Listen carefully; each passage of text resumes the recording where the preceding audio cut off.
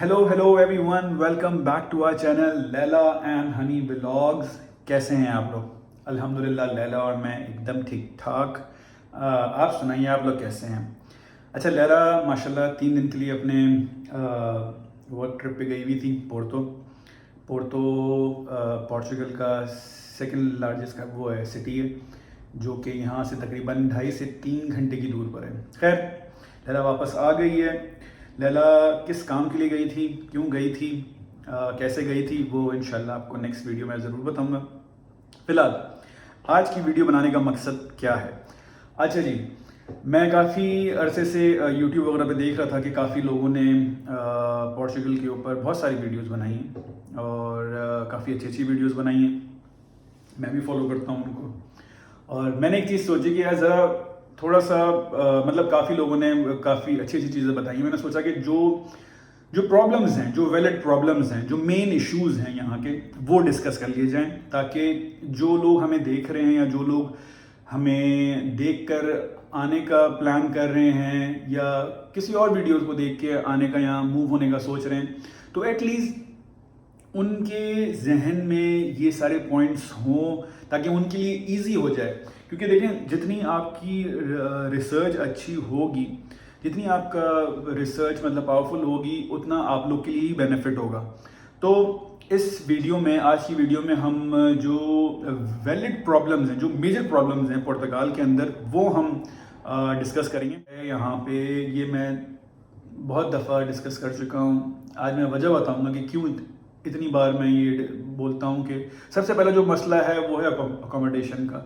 ये मैं पहले भी डिस्कस कर चुका हूँ, लेकिन क्यों है, क्यों अकोमोडेशन यहाँ पे इतना क्यों हवा बना हुआ है? बेसिकली ये है टूरिस्ट कंट्री, तो ये लोग प्रेफर करते हैं कि जाहिर सी बात है, जब टूरिस्ट आता है तो वो अपने साथ पैसा लेके आता है, ऑब्वियस सी बात है।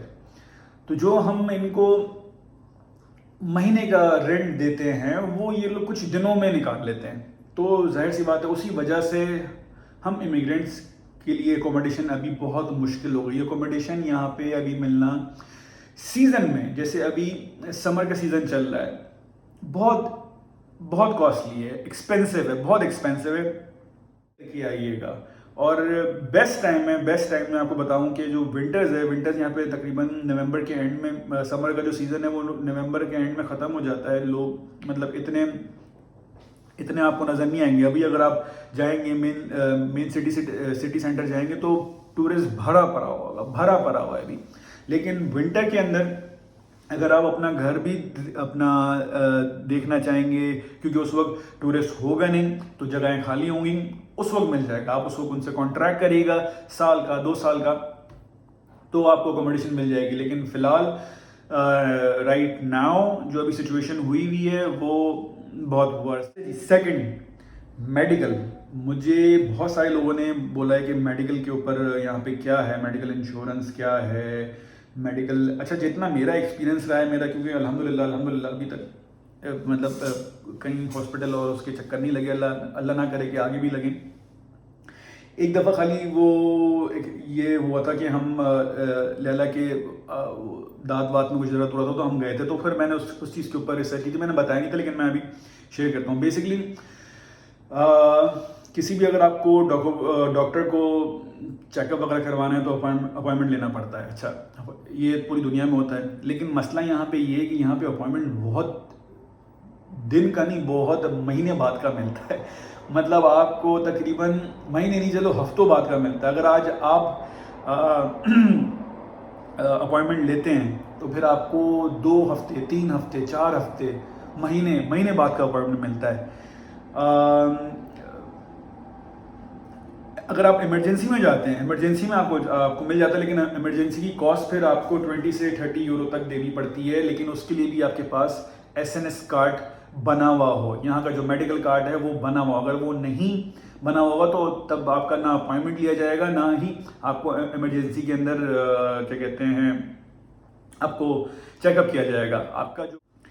अच्छा, जो थर्ड जो मेजर इशू है, मुझे मेजर इश्यूज तो सारे ही हैं सारे, क्योंकि ये सारे वो हैं जो कि अगर आपके पास नहीं होंगे तो आप सरवाइव नहीं कर सकेंगे। कब तक आप अपनी सेविंग के ऊपर सरवाइव करेंगे? तो ये सारी चीज़ें जब भी मैं आपसे डिस्कस कर रहा हूँ। जॉब्स यहाँ पे मिल जाती है, ऐसा नहीं है कि नहीं मिलती, लेकिन उसके लिए थोड़ी स्ट्रगल है।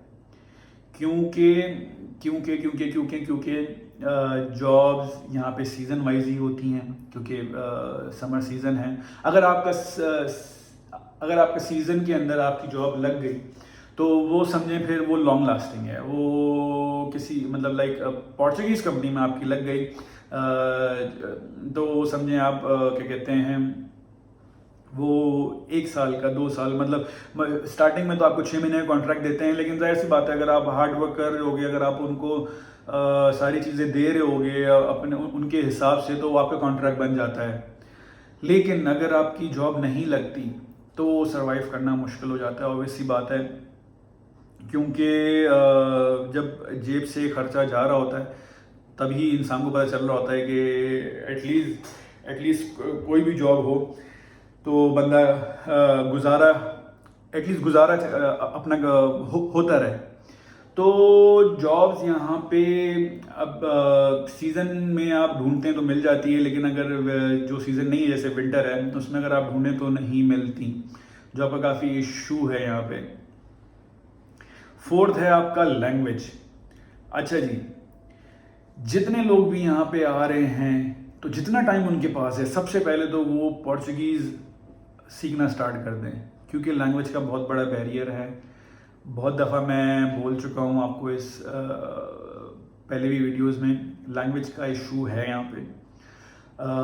पोर्चुगीज़ जितने भी लोग मतलब पुर्तगाल जितने भी लोग आ रहे हैं तो वो उनके पास जितना भी टाइम है, चाहे 1 महीना है 2 महीना है, एटलीस्ट आप इतना सीख के आ जाएं कि आप उनसे हेलो हाय कर सकें, सलाम दुआ कर सकें, उनसे पूछ सकें कि मतलब आप एक जो फर्स्ट इंप्रेशन होता है, अगर वही आप वो अगला बंदा बात कर रहा हो, अगर आपको बिल्कुल भी कुछ भी नहीं समझ आ रहा होगा तो वो आपको कैसे, मतलब समझे जॉब पे भी कैसे रख लेगा। इवन सेकेंड थिंग, इंग्लिश, मतलब लैंग्वेज चाहे इंग्लिश हो या पोर्चुगीज़ हो, ये स्किल्स हैं बॉयज़, ये मतलब जो भी हमें देख रहे हैं ये स्किल्स हैं। पोर्चुगीज़ नहीं आती तो एटलीस्ट आपको इंग्लिश आनी चाहिए। इंग्लिश मतलब आप क्योंकि यहाँ पे भी लोग हैं मतलब इंग्लिश में बात करते हैं, जैसे मतलब लेट्स सपोज हॉस्पिटैलिटी की जॉब्स हैं, क्योंकि टूरिस्ट कंट्री है तो रेस्टोरेंट हो गया, होटल्स हो गए, फ्रंट डेस्क जॉब्स हैं बहुत सारी ऐसे जहाँ पे इंग्लिश की ज़रूरत होती है। तो जहाँ अगर आपकी इंग्लिश अच्छी होगी तो ज़रूर आपको जॉब मिलेगी। अगर ना आपको इंग्लिश आती है ना आपको पोर्चुगीज़ आती है तो सरवाइव करना बहुत मुश्किल है। फिर पता है क्या होता है, मैं बताता हूँ। जॉब वाले पॉइंट पे जाते हैं कि जो थर्ड पॉइंट था हमारा जॉब। बहुत सारे ऐसे लोग आते हैं बेचारे देसी, बहुत सारे ऐसे लोग आते हैं जिनको ना इंग्लिश आती है ना पोर्चुगीज़ आती है। वो करते ही हैं कि वो बेचारे बस आ जाते हैं यहाँ पे किसी भी तरह, और यहाँ आके फिर देसियों के पास ही काम करते हैं। इस बात को समझिएगा। अब देसी क्या करते हैं यहाँ पे, जाहिर सी बात है वो फ़ायदा उठाते हैं। मैं खुला ये बात बोल रहा हूँ क्योंकि मैंने ये चीज़ देखी है। एक तो आपसे एक्स्ट्रा आवर काम करवाएंगे, मतलब जहाँ आपके 8 या 9 घंटे की जॉब होती है वहाँ आपको 11 से 12 घंटे की जॉब करनी पड़ेगी, ठीक है। दूसरी चीज़, आपको पे नहीं मिलेगी पूरी, जो बेसिक सैलरी है वो नहीं मिलेगी। आपको देंगे 400 यूरो, 300 यूरो, 500 यूरो, जिसके अंदर आप खाली बैक स्पेस और अपना जो खर्चा होता है आप खाली वो ही कर सकते हैं और कुछ नहीं कर सकते। ना आपके पास कॉन्ट्रैक्ट, ना आपको कॉन्ट्रैक्ट देंगे हैं। ऐसा नहीं है कि 100% ऐसा ही है, देसी इसी तरह करते हैं, नहीं ऐसा नहीं है। 90% लेकिन ऐसे ही है। मतलब वो आपको मिसयूज़ करते हैं। मिसयूज़ क्यों करते हैं? क्योंकि आप पढ़े लिखे नहीं हैं, आपको ना इंग्लिश आती है ना ही आपके पास इतना सेंस है। बस आप चाहते हो कि किसी भी तरह बस मैं यहाँ पहुँच जाऊँ और अगले दिन से ही मैं काम करना स्टार्ट कर दूँ। ऐसा नहीं है, क्योंकि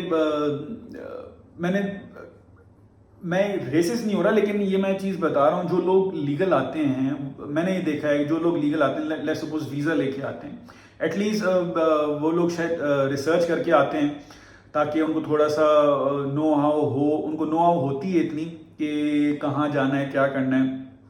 लेकिन जो इलीगल आते हैं जैसे पाकिस्तान से कोयटा, कोयटा से टर्की, टर्की से कहाँ कहाँ निकलते निकलते निकलते 3 से 4 महीना इधर उधर करते करते करते वो यहाँ आ जाते हैं। डंकी जो इलीगल वे है, बहुत लोग हैं इस तरह, बहुत लोग हैं।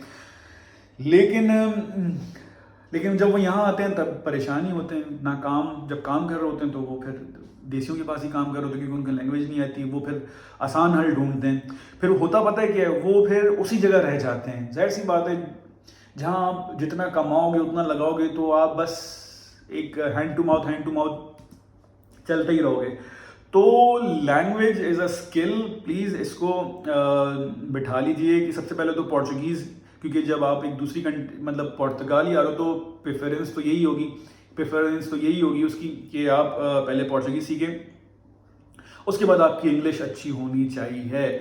इंग्लिश अच्छी होगी, आप एक दूसरे से कम्युनिकेट कर सकेंगे, तो बहुत सारी चीज़ें आसान हो जाती हैं। ये चीज़ समझें प्लीज़ इस बात को। खैर, 5वां पॉइंट, यहाँ का जो मेन जो सेफ है, जहाँ पे आपके डॉक्यूमेंट्स लॉक होते हैं, जहाँ पे आपका जितने भी आपके फाइल लॉक के चक्कर, जितने भी आपके सोशल सिक्योरिटी, नेफ नंबर, ये वो जितने भी आपके डॉक्यूमेंट, जैसे हमारे यहाँ नादरा है, इंडिया में कुछ और होगा, इसी तरह यहाँ पे सेफ है। यहाँ पे जितने भी लोग जो वहाँ काम कर रहे हैं वो हैं सब ओल्ड एज, वो सारे बुजुर्ग हैं। वो क्यों हैं? लड़के लड़कियां क्यों नहीं है? क्योंकि यहाँ पे वेजेस कम है, मैंने पहले बताया था। तो वो यहाँ से जैसे ही वो लोग 18 साल के होते हैं, ये लोग यहाँ से मूव कर जाते हैं सारे। तो जो गवर्नमेंट का इदारा है यहाँ पे, वो सारे बेसिकली ओल्ड एज हैं। तो आपको करना क्या पड़ता है, उनको इंग्लिश बिल्कुल भी नहीं आती, ना ही वो बात करने की कोशिश भी नहीं करते, ना वो इवन थैंक यू भी नहीं बोलते उस चीज़ के नाम पर, वेलकम बोलते हैं। वो अपनी लैंग्वेज में ही बात करते हैं। तो उसके लिए आपको एक लॉयर अपॉइंट करना पड़ता है, क्योंकि जब भी आप सेफ के काम से जा रहे हो, जब भी आप अपने डॉक्यूमेंट के काम से जा रहे होगे, तो आपके पास एक लॉयर होना चाहिए जो आपको रिप्रेजेंट करे, जिसको लैंग्वेज आती है, जिसको इंग्लिश भी आती है, जिसको पोर्चुगीज भी आती है, वो दोनों हो में। अच्छा, लॉयर को अपॉइंट करना, एडवोकेट को अपॉइंट करना एक बड़ी, ये भी एक हसल है। कम से कम जब आप खाली अपॉइंटमेंट लेते हो तो उसको आपको 50 यूरो 50 यूरोज उसको आपको पे करने होते हैं खाली अपॉइंटमेंट के लिए। जब वो आपके लिए अपॉइंटमेंट लेगा, वो आपके साथ जाएगा, उसके अलग आपको पे करने पड़ेंगे।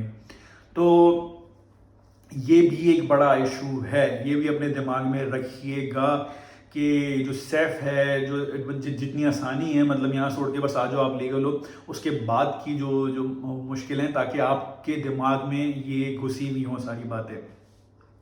अच्छा जी, छठा, यहाँ पे जो क्या कहते हैं, शॉपिंग कह लें, या यहाँ पे जो आपके रनिंग एक्सपेंसेस हैं, यहाँ पे जो आपके लिविंग एक्सपेंसेस हैं, वो भी बहुत महंगे हो गए हैं। पहले भी होंगे, अभी भी महंगे हैं, क्योंकि इन द एंड वही बात, टूरिस्ट सिटी है। टूरिस्ट आता है तो मतलब यहाँ पे अगर आप ग्रोसरी शॉप जाएं, मिनी मरकादो जाएं, या किसी मॉल जाएं, हर जगह आपको डिफरेंट रेट्स मिलेंगे। कोई एक रेट सेट नहीं है कि डबरोटी इतनी की है तो इतनी की होगी, नहीं, ऐसा नहीं है। मिनी मरकादो पे जाएंगे आप, मिनी मार्केट्स पे जाएंगे, मिनी शॉप्स पे जाएंगे, वहाँ पे अलग होगा। बड़ी सुपर मार्केट्स में जाएंगे, वहाँ पे अलग रेट होगा। इवन शॉपिंग, क्योंकि टूरिस्ट आता है, सारा मेन आपके 9 महीने टूरिस्ट यहाँ गुजारता है, तो वो फिर उसी हिसाब से ही चलते हैं। तो आपकी जो जितनी भी ग्रॉसरी है, शॉपिंग है, ये वो सब यहाँ पे कॉस्टली है।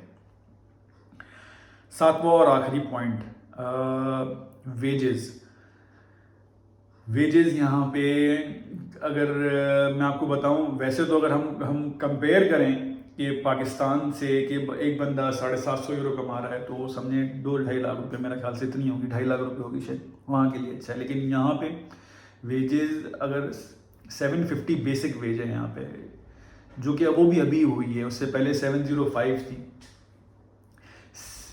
अगर ये दूसरी बात करूँ, अगर जाहिर सी बात है, अगर वेजेस आपकी वेज, अगर आपकी सैलरी अगर थोड़ी ज़्यादा हो, तो फिर ये सारी चीज़ें कवर हो जाती है, फिर मसला नहीं होता, बंदा आराम से गुजार लेता है। लेकिन आपकी बेसिक वेज ही इतनी है, जिसमें आपका रूम, आपका बेड स्पेस, आपकी ग्रॉसरी, आपका ट्रांसपोर्ट, आपका रनिंग एक्सपेंस या खुदा ना खास्ता कभी कुछ हो जाता है, तो ये अपने जहन में लाजमी रख के आइएगा कि अपनी कंट्री से कंपेयर मत कीजिएगा कि वो अपना 750 हमारी कंट्री में इतने बन रहे हैं, नहीं, क्योंकि आप यहाँ रहे हो, आप एक्सपेंस यहाँ कर रहे हो, तो समझें सारा का सारा, मतलब अगर फैमिली आ रही है तो फैमिली को, दोनों बंदों को यहाँ पे काम करना पड़ेगा, तभी आप सर्वाइव कर सकोगे, कुछ बचा सकोगे।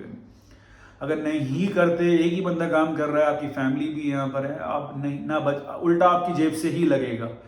लिटरली बात है, मतलब जाहिर सी बात है, बंदा खाता पीता है, बाहर जाता है, घूमता फिरता है, इधर उधर देखता है, पैसा लगता ही है, ऐसा नहीं हो सकता कि पैसा नहीं लगे, मतलब कोई चीज़ फ्री में नहीं है।